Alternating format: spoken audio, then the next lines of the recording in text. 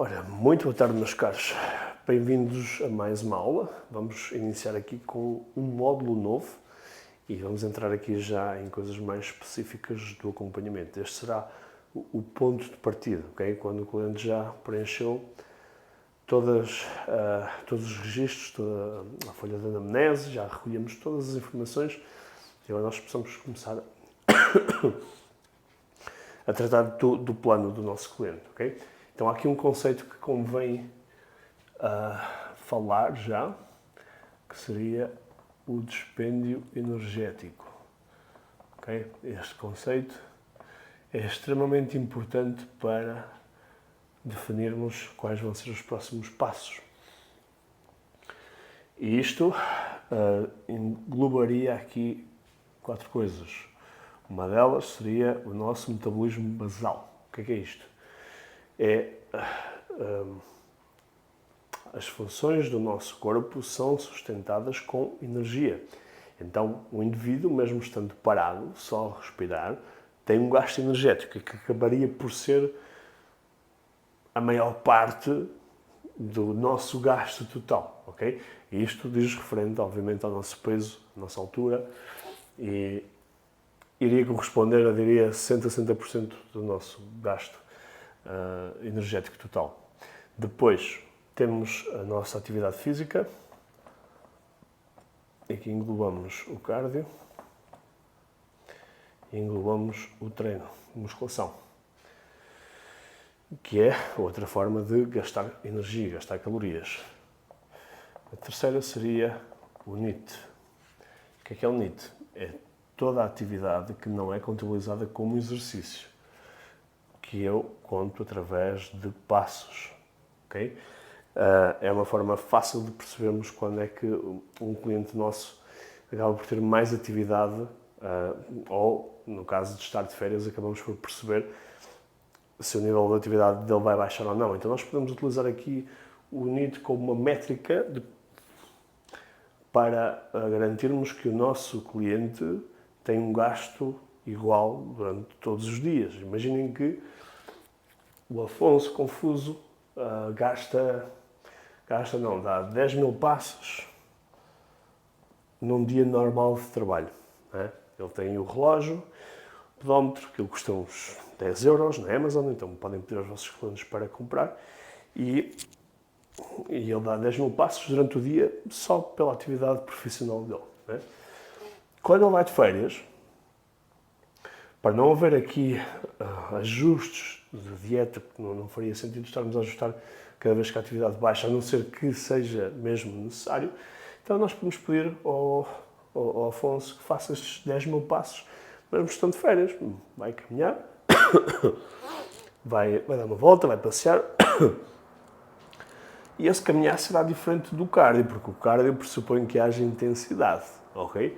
E essa intensidade pode ser baixa, moderada, pode ser alta, sobre isso falaremos mais tarde, mas pressupõe que haja uma alteração da frequência cardíaca. Nos passos já não acontece isso, ok? E isto corresponde também a uma grande parte daquilo que seria o gasto energético de algumas pessoas. Um pedreiro tem um gasto energético diário, advindo do NEAT, maior do que eu, por exemplo, que estou sentado o dia todo atrás de um computador, e isso, há que se ter isso em conta. E depois, quarto, mas eu não considero tão importante, seria o efeito termogénico da comida. O que é que isso significa?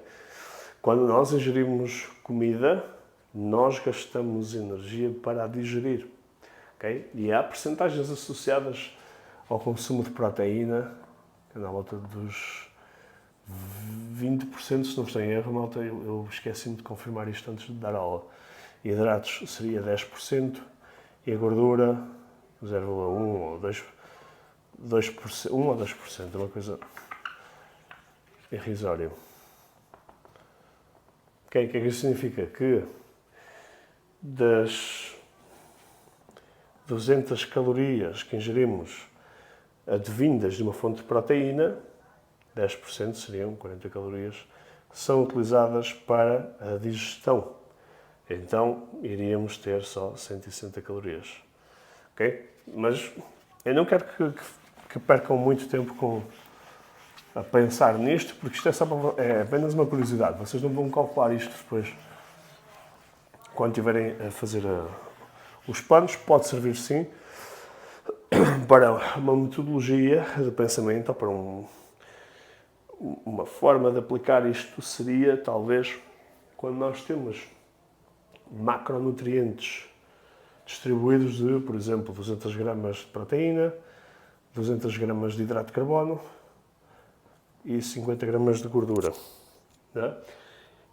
E nós conseguimos, sem alterar o intake calórico, fazer com que esta pessoa tenha um dispêndio maior. Como? Retiramos aqui hidratos, 100 gramas de hidrato e passamos para a proteína. 300 gramas de proteína, 100 gramas de hidrato, 50 gramas de gordura. Já iria gerar um maior dispêndio, ok? Mas, atenção, não fazer isto, porque os hidratos acabam por ser aquilo que nos dá rendimento no treino, que acaba por garantir algum sustento de energia durante o horário de treino. Então, poderia não ser de todo vantajoso. Depende muito da situação, mas é para vocês perceberem, a ordem depende muito. Depois, sabendo então qual é este dispêndio energético, que eu vou-vos ensinar a calcular isto, nós temos que perceber que há 3 fases. A fase de volume, há a fase de corte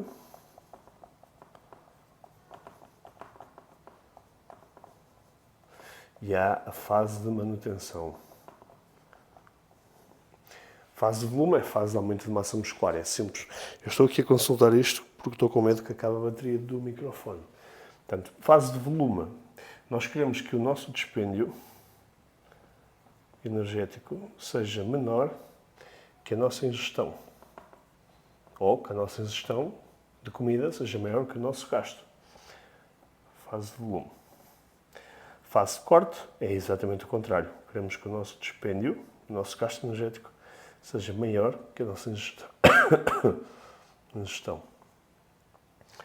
E numa fase de manutenção, queremos que o nosso dispêndio seja igual à nossa ingestão.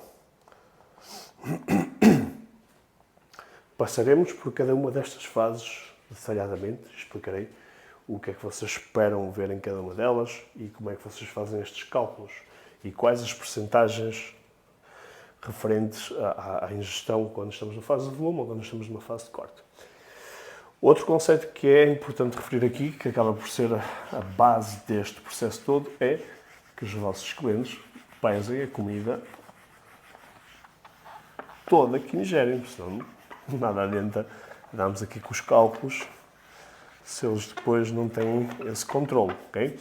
E há pessoas que lidam melhor com isso do que outras. Tenham atenção e saibam a pessoa com que estão a lidar, porque poderá não ser o momento de alguém começar a monitorizar a comida de forma a pesá-la, porque há pessoas com distúrbios alimentares e sobre isso poderia-se até fazer um módulo completamente à parte e é importante sabermos quem temos nas nossas mãos.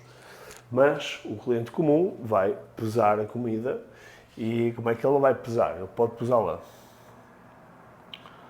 Pesar comida a cru ou pode pesar a comida depois de feita. E o que é isto depois de feita? Grelhada, cozida,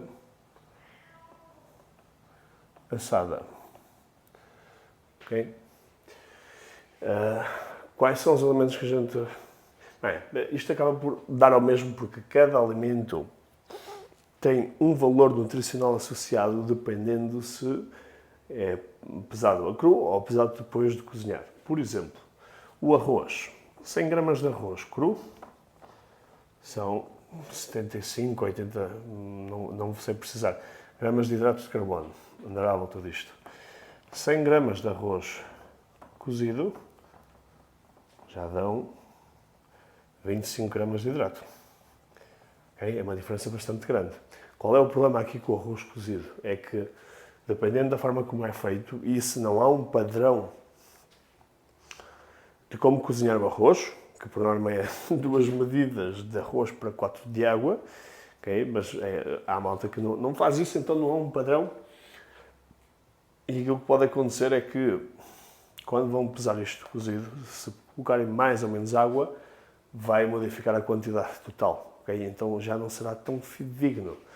O mesmo acontece com a batata. Se vocês pesarem a batata a cru e a cozerem, não há grande diferença em termos de peso. Mas se colocarem no forno ou na air fryer, ela vai perder muita água. Então 100 gramas de batata crua não tem a mesma quantidade de hidratos que 100 gramas de batata feita na air fryer.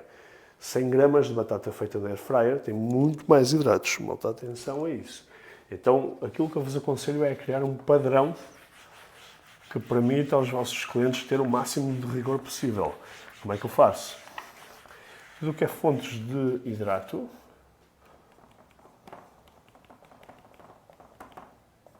eu peso a cru. E até é muito mais fácil organizar a comida para o dia. Eu, quando estou a preparar as refeições, é muito mais fácil para mim saber quanto é que tenho que cozinhar no total. Assim, não sobra comida, não há restos. As fontes de gordura também pesa cru. As fontes de proteína eu já peso depois de feito. Okay? Habituei-me a fazê-lo dessa forma. Não há uma justificação forte para isso, apenas porque me habituei dessa forma e acaba por ser mais controlado, porque a gente acaba por ter o bife grelhado. A quantidade de água que se perde ali acaba por ser sempre muito semelhante, então não haverá tanta diferença. Mas se quiserem pesá-lo a cru, podem fazê-lo, não tem mal nenhum. No Planavizila vocês têm a base de dados dos alimentos e lá têm os alimentos já cru e depois de feitos. Portanto, podem escolher aquilo que mais se adaptar ao vosso cliente. Ele também tem uma palavra a dizer sobre isto. Pode ser mais fácil para ele fazer de uma forma ou de outra, então é uma questão de ajustarem. Acho que não me estou a esquecer de nada. Falámos então sobre a importância da monitorização da comida, falámos do dispêndio energético e é isso, malta. A partir daqui nós já sabemos então que é importante que o nosso cliente pese a comida e vai ser a nossa ferramenta de trabalho para, mediante a fase em que estamos, podermos fazer aqui os devidos ajustes. Na próxima aula vamos já... Desculpa. Na próxima aula vamos já então falar como calcular esse dispêndio energético e como calcular o intake que vamos ingerir mediante a fase em que estamos. Okay? Até a próxima aula, espero que tenham gostado e vemo-nos na próxima aula.